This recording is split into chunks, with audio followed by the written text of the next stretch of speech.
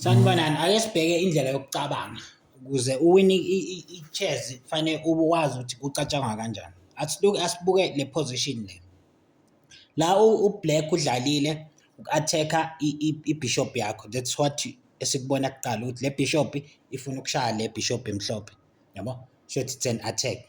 Then before wena udlale kunento ekuthiwa okay uqala ubuka ukuthi u-opponent wenzeni.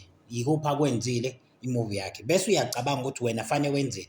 Kunento ekuthiwa indlela ofanele ucabange ngayo before udlale, like ukuthi uya-check ukuthi unayo yini u-check qala ongawenza against i-king yakhe, u-capture into ongayidla noma into ongayi-attack. Right, let's check kuleyo position. Sinayo check ngebishop. Ibishop masiyithatha sibeka ku-b5, that's a check on his king, right? Bese uyabuka ukuthi lo check uyakusebenzela yini.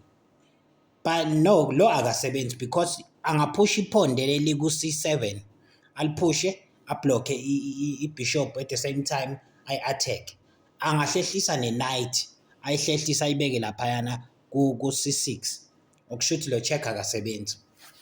Then the next thing ofanele uyi-check-e ama-capture ukuthi ungakwazi yini ukudla. Ibishop ungakwazi ukulidla, nale bishop ingakwazi ukuyoshaya leya pawn, nale knight yakhe ingakwazi ukushaya iphonde leli se-center eliku-d4, d5, yabo. But lama capture awasizi ngalutho, uzoluza ama-piece mawudla lapha.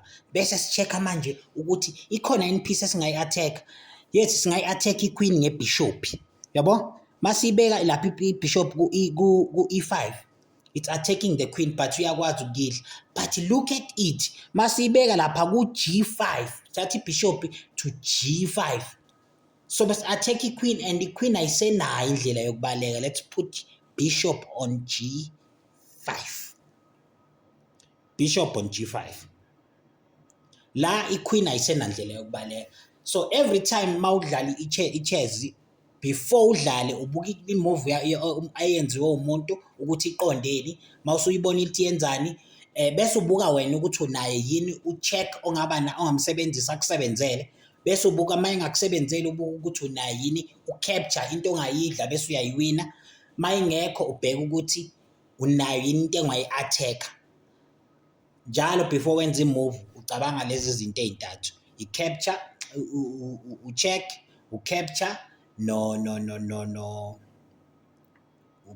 u-check, u-capture, no-attack, bese wenza i-move. Lokho kuyakusiza ukuwina ama-games. Ngeke uhlale ungawini njalo uma uzosebenzisa leso strategy. Ngicela ni-like and follow ipage